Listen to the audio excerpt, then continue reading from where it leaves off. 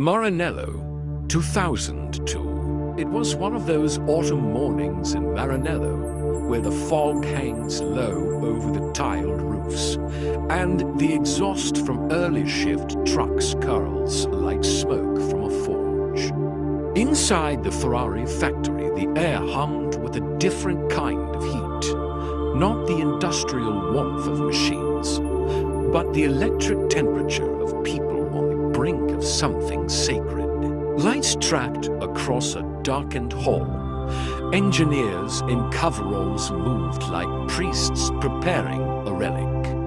A few designers lingered by a drafting table as if certain lines on paper could still be convinced to be sharper. The distant clatter of tools was a percussion behind hushed whispers.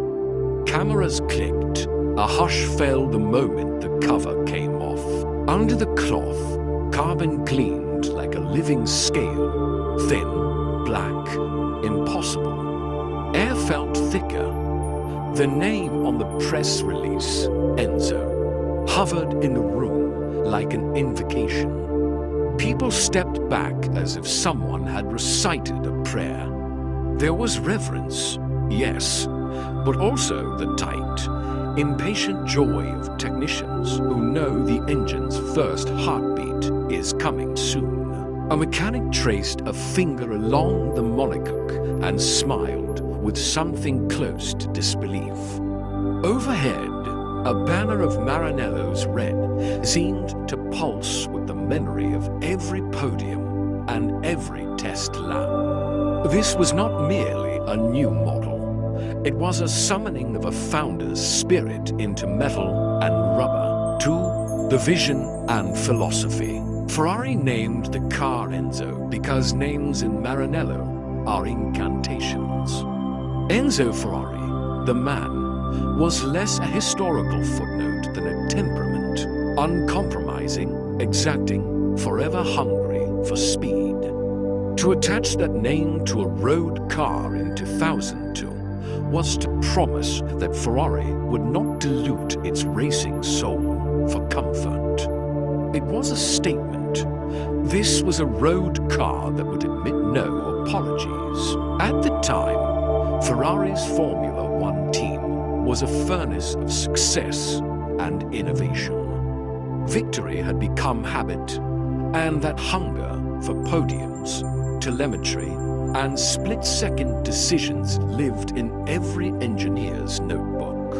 The Enzo project sought to take the direct lineage of F1, its single-minded pursuit of lap time, and bend it into something road-legal yet unfiltered. The result was a philosophy. Every surface, valve, and program existed to serve one priority: performance in its purest form. This was not nostalgia. It was an affirmation that Enzo Ferrari's creed, that speed and beauty are twin virtues, and that perfection is a process, never a destination, would continue to steer the company. The car was a bridge between past and future, a mechanical heirloom that promised to translate track discipline into everyday exhilaration. 3. Engineering brilliance. To speak of the Enzo's numbers is to read poetry to a mechanic. A 6.0-liter naturally aspirated V12 sat midships, an orchestra of pistons and intake trumpets.